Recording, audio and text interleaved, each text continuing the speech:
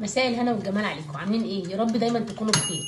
سمعتوا الصوت ده؟ ده احلى صوت ممكن اسمعه وانا بعمل الاكل. تعالوا اوريكم الصوت دوت تنبيه وجرس انذار علشان ايه. يلا بينا. يا روحي يا روحي، انا موريكم. بصوا بصوا بصوا بصوا.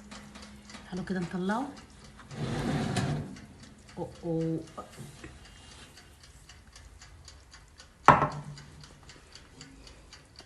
احلى طاجن عكاوي. شايفين صوت شكله عامل ازاي؟ بيبقبق. تعالوا اقول لكم عملنا الطاجن ده ازاي علشان يطلع بالشكل ده ويبقى احلى من المطاعم بكتير. يلا بينا. هتجيبي حله يا ست الكل وتحطيها على البوتاجاز، تحطي فيها حته سمنه كده مش كتيره. لو الدهون اللي موجوده في العكاوي كتير يبقى حطي حبه زيت صغيرين. لو الدهون قليله يبقى تحطي حته سمنه حلوه كده، مش كبيره قوي ولا صغيره قوي، يا دوب ان هي تسيح، ونبدا ان احنا نستني لما تتقدح وننزل بالعكاوي المغسوله وزي الفل بالمنظر ده كده. نبدا ان احنا نديها صدمه. شايفه المنظر عامل ازاي؟ لازم السمنه تكون مقدوحه علشان العكاوي بتاعتنا ما تنزلش ميه اول ما تنزل وتتشمع، مع رشه فلفل اسود ورشه قرفه بودر، وببدا ان انا اشوحهم كده، ما بعملش اي حاجه عليه. المنظر عامل ازاي؟ تفضلي تشوحي لحد ما يبدا اللون بتاعها يتغير خالص وتبدا ان هي تتلسع.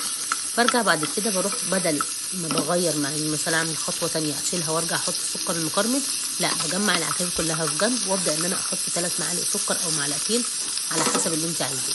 بحطهم بالشكل ده كده، وببدا ان انا هم طبعا مش هيسكروا لما اجي اقلبهم، لان في سمنه. هم لو هو من غير سمنه على النار على طول او على الحله على طول ما اجيش جنبه لحد ما يبدا ان هو يسيح معايا ويتقلب، لكن انا كده كده اصلا حاطه سمنه فما فيهاش اي مشكله. لما ابدا ان انا اقلبه بسيبه شويه كده يبدا ان هو يتغير اللون بتاعه ويبدا ان هو يتكرمل معايا بالمنظر اللي حضرتك شايفاه ده. بعمل كده ليه؟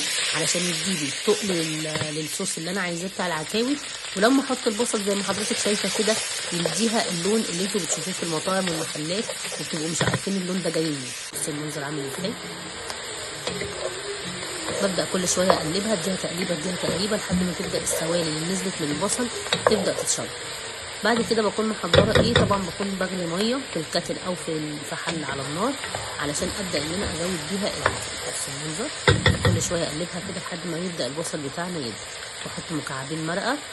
ساعات كتير ما بحطش ملح يعني بستغنى عن الملح وبحط المرقه، وممكن ما تحطيش مرقه لو ما بتحبهاش وتحطي ملح. ابدا بعد كده ازود ميه مغليه واحط حبه ميه حلوين كده علشان لما تستوي العكاوي طبعا بتاخد سوا، وعلشان انا مش عاملاها في حله ضغط فانا عارفه ان هي هتاخد سوا معايا بالشكل اللي حضرتك شايفاه ده. بعد ما بتدبل معايا خالص والبصل يغمق باللون المنظر الحلو دوت وتبدا العكاوي تدخل في السوا، ببدا ان انا اجيب معلقتين صلصه طماطم. انا كان عندي اخر معلقتين في البرطمان، رحت حاطه عليهم شويه ميه صغيرين وحطاهم على العكاوي. بص المنظر بتاعها عامل ازاي، بسم الله ما شاء الله. بتوصل في الاخر للشكل ده كده. بتبداي بقى تحطيها في طاجن، تحطي مثلا عليه الوش شرايح طماطم، ما عنديش اي مشكله. بتدخليها الفرن. انا ما حطيتش عليها شرايح طماطم بصراحه، الفرن عندي كان سخن. العكاوي مستويه تمام وزي الفل. زودت الصوص بتاعها، بص المنظر عامل ازاي، طعم طعامه يعني رهيبه. ترجعي بعد كده تحطيها في الفرن تاخد الوش بتاعها وتطلعيها وصحتين وهنا. تعمليها جنب حبه رز ابيض، تعمليها تاكليها بعيش اللي انت عايزاه. تسلم ايديكم على كل حاجه بتعملوها، وصحتين وعافيه على قلبكم.